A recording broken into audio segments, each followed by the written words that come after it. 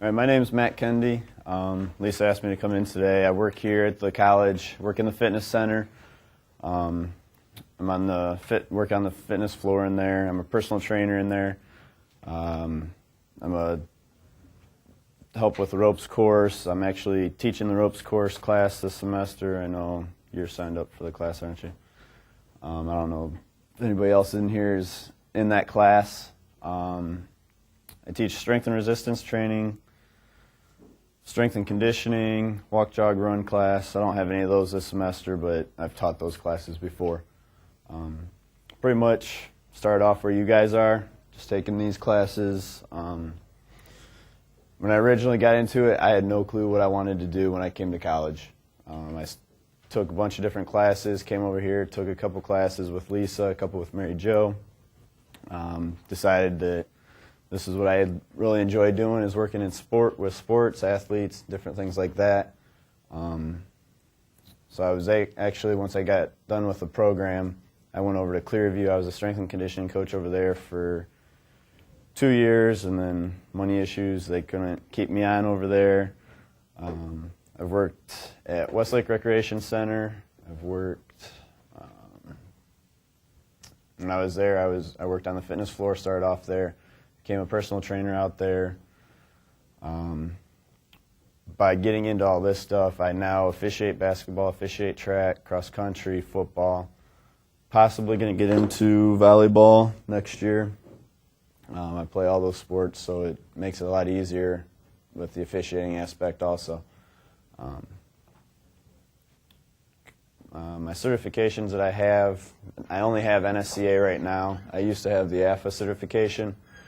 AFA I let expire just because I prefer to deal more with athletes and work in that aspect of it. NSCA is geared more towards that, so I kept my NSCA one and let my AFA expire. AFA, when I took it, was much different than it is now. I took it probably about where you guys are in the program, and I passed that no problem. Sat for the NSCA test after I graduated, and that test was 100 times harder, so make sure that you guys study for that one if you decide that that's what you guys want to work towards. Living here in the Cleveland area, working with athletes is not going to be a top priority though, even though that's what I prefer to do. I know that I'm not going to make very much money doing that unless I get in with a specific gym or can get in with a sports team or something like that. So you kind of have to be open to work with older adults, obese, different special population, different things like that. So if you're gearing towards working with athletes, chances are if you want to do that, you're going to have to move out of this area. I was fortunate enough when I worked at Westlake, I got to work with Mike Brown's wife. Awesome experience. It's pretty cool to say that I worked with his wife. But Does everyone know who that is? Cavs coach. Can you describe to them what a typical personal training progression would include from the initial interview and how you progress? Usually with the first session, I'll bring the client in. For me, I don't like to waste time with a client or waste their time having them fill out paperwork. So I'll give them the paperwork ahead of time, have them fill it out, try to get it back to me beforehand so I can read through everything, find out if I need them to go to a doctor before they come in and see me or something like that, figure out what their main goals are. And then from there, first session is more or less just going over different tests with them. Depending on their ability, I might do like a 1.5 mile run timed. If they can't run, just do a walk, sit and reach, check their blood pressure, make sure that they don't have a high blood pressure or anything like that.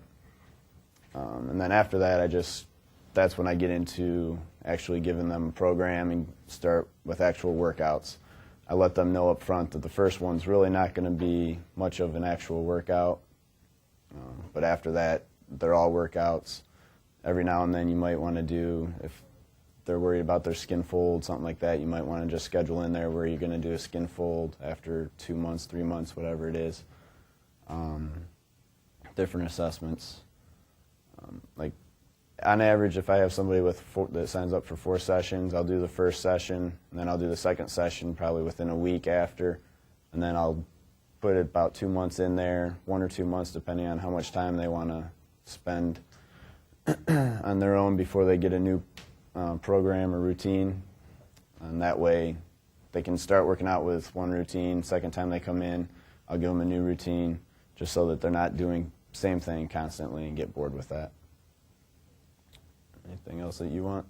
What's a typical day in the fitness center like? Typical day in the fitness center for me, I'm usually there 6:30 in the morning.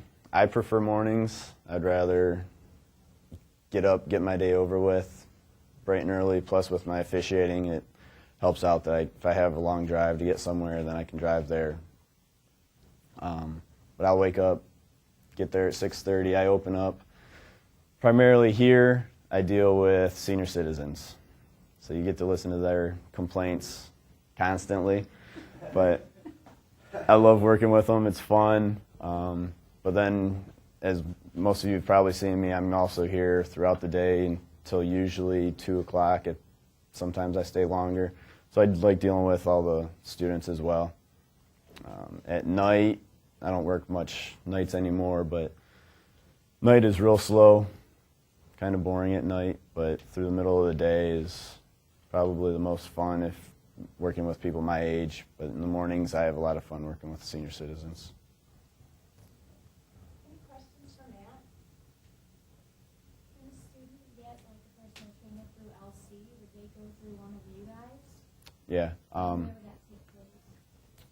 So what you would do is you would have to sign up over at the Connection Center, just like you do any other class. First time you sign up, you can sign up for either 4 or 5 sessions. If you sign up for 4 sessions, it's 4 personal training sessions. If you sign up for the 5, it's 4 training sessions and 1 nutrition session. Then the nutrition session is done with either Lisa, Mary Jo, Kathleen Resar. Is there anybody else or just? We changed it to be any of the trainers who feel comfortable with the My Pyramid agenda. Okay, so either any of those 3 or any of the trainers can do that. And then you just come over here, talk to Sharon, and then she'll sign you up with any of the trainers. If you wanted to work with one specific trainer, you would just ask for that trainer. If you really don't care who you work with, we kind of go in a rotation so that not one person is getting all the clients. That way, it's just easier. She'll send out an email to everyone, is anybody available at this time? Whoever's available responds, tells her we're available. And then we just go from there. If I have 5 clients, everybody else has 2 clients, but nobody else is available, then they would come back to me. But we try to keep it pretty even here. And that would be non-credit offering. There's also a website link on the homepage that you can get more information. And if you go on the website, it's got all the trainers that are here. We have a profile and everything on the website. Any other questions? You didn't fall asleep?